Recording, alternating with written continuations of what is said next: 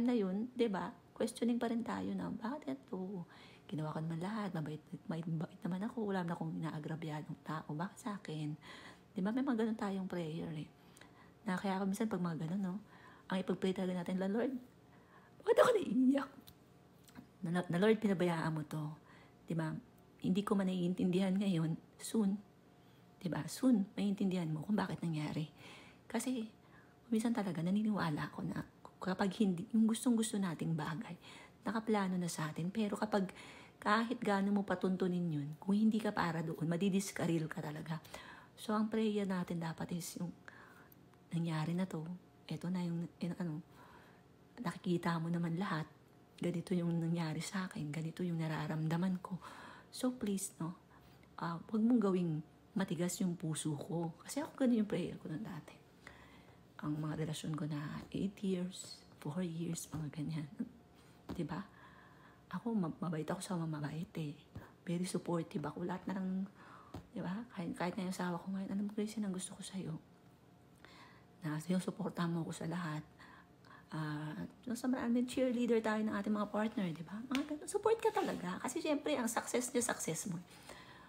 Ang inaano ko lang ng kong prayer na yung wag mong patigasin yung puso ko. Kasi i-ready mo ako sa tamang tao. Ganun, di ba? I-ready mo ako dun sa taong ma-appreciate ako. Dun sa taong para sa akin. Yung talagang destiny ko. Yun na talaga. Yung plano mo. Kasi alam ko, di ba? Meron kang plano for me. So I know na ano mo lang to. Parahuhin mo lang to build me, to build my character. So don't let this pain ruin me. At yung naiisip ko kung paano bakit ako naiiyak. Di ba? Kasi pinagdadaanan natin yan eh. Lalo yung mga matagal ng may karelasyon. Na akala mo kayo na yung magkakatuluyan na kayo, yun na, nandun na mga plano mo, no? Imagination mo, mga anak na, mga ganun. Nagpaplano ka na, tayo mga babae, nagpaplano tayo ng ganyan. Hindi naman tayo papasok sa relasyon. Na hindi tayo nag-hoping na for good. Diba? Kaya lang kasi meron, hindi natin alam eh. Yun nga nasasabi. Kahit gaano pa natin pilitin yung mga gantong bagay, kung hindi yun, if it's not meant to be, it won't. Kasi yung mga bagay na pinipilit, yun yung hindi rin in the long run, mawawala din sa atin. Kasi pinilit lang eh. Diba? May mga ganun tayong desisyon eh. Na kung minsan alam naman natin, ramdam na natin na hindi na tama, hindi na nag-work, pero may mga relasyon na ang tagal na namin eh, sayang naman to, hindi. Ano lang to, stage lang to. Hindi naman kami na-fall out of love eh. Hindi, stage lang to, mga ganyan. Kung minsan, diba? Meron tayong way na niloloko natin yung sarili natin, no? So, pag sa mga ganun, siguro in time, kasi wala namang tao makapagsabi sa'yo. Ang bilis lang eh. Yun yung ang nakakabwisit is yung pag narinig mo sa ibang, kaya mo yan, magiging okay ka rin, mga ganoon. Siyempre, ipepeptalk natin yung kapwa natin ng ganyan. Pero kung ikaw, nakakarinig ka ng ganun, mahirap. Kaya, di ba, ang pinaka, dyan, lalo ka nagdadaanan yung mga broken-heartedness, mga ganyan. Ang tawag dito, acknowledge your pain. Iiyak nyo. Kung galit kayo, magalit kayo, magmura kayo, lahat gawin nyo. Diba? Kung ano yung makakapagpatanggal. Kasi ang problema is yung once na yung mga bad experiences natin, kinip natin dito, kulang na tayo for the next relationship. So kung tayo yung tipong umaasa pa na meron, kasi dapat never, dahil not because naging fail yung isang relationship mo ayaw mo na, no. Parang ikaw mismo yung nagnakaw sa sarili mo ng happiness. So kung hindi nag-work out, hindi naman natin sabihin na mag-move on ka kagad, which is mali din eh. Kasi mag-move on ka just to spite na, just to prove na, marami pa lalaki dyan, marami magkakagusto sa akin, hindi lang siya ang lalaki, mga ganun ganyan. Pero ikaw, kasi syempre, di ba, in a relationship, hindi lang naman ang oras mo ang inano mo dyan yung pagkatao mo. Di ba? Ang dami mong na-build and isang bagsakan. Talagang wasak ka talaga. Wala pa yatang taong nagkaroon ng failed relationship na hindi talaga nawasak, no? So pag sa ganoon, kahit naman wasak ka, tayo talaga, mabibuild up mo pa rin yun. And darating talaga yung point na papasalamat ka na lang na ganun yung nangyari.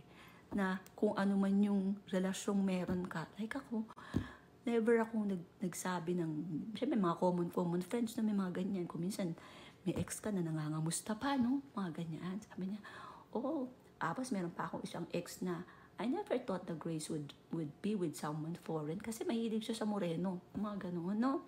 Syempre, kwento-kwentuhan ng mga ano. Sabi niya, but I know she is happy. It shows. Which is, diba? Hindi pa ako naging ganito kasaya sa mga karelasyon ko. And wala akong masamang tinapay na sinasabi sa kanila for naging part sila ng buhay ko. But then, kasi si Lord, todo magbalik. So, kung meron kayo mga pinagdadanasan sa buhay nyo, iyakan nyo lang ngayon. But be hopeful. Kasi meron at merong darating, no? Kung wala mang dumating, merong gagawin si Lord na maganda sa buhay nyo, na marirealize nyo, kaya pala nangyari yun. Kasi eto yun. Yun lang.